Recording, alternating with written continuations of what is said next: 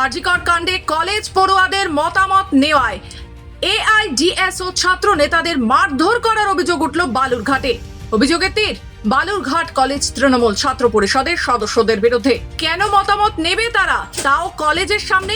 সেই মতামত গ্রহণ করার সময় হঠাৎই বালুরঘাট কলেজের সামনেই তৃণমূল ছাত্র পরিষদের সদস্যরা তাদের উপর আক্রমণ চালায়। আরজিকর নিয়ে আন্দোলন করা ছাত্র নেতাদের মারধর করা হয়, ছিঁড়ে দেওয়া হয় জামা কাপড় থেকে পোস্টার, ব্যানার।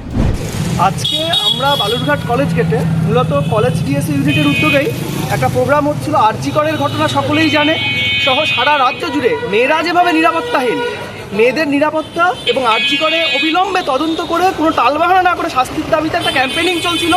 সেখানে কলেজের তৃণমূলের গুন্ডারা, তৃণমূল ছাত্র পরিষদের গুন্ডারা আমাদের ওপরে বর্বরভাবে আক্রমণ করে জামা কাপড় সব ছিঁড়ে দিয়েছে, জিনিসপত্র ছিঁড়েছে, সাধারণ ছাত্রছাত্রীদের ওপরও তারা আক্রমণ করেছে।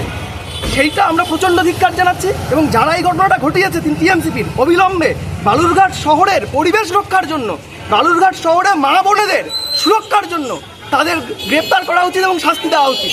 অন্যদিকে তাদের বিরুদ্ধে ওঠাও সব অভিযোগ অস্বীকার করেছে বালুরঘাট কলেজ তৃণমূল ছাত্র ইউনিয়নের সদস্যরা।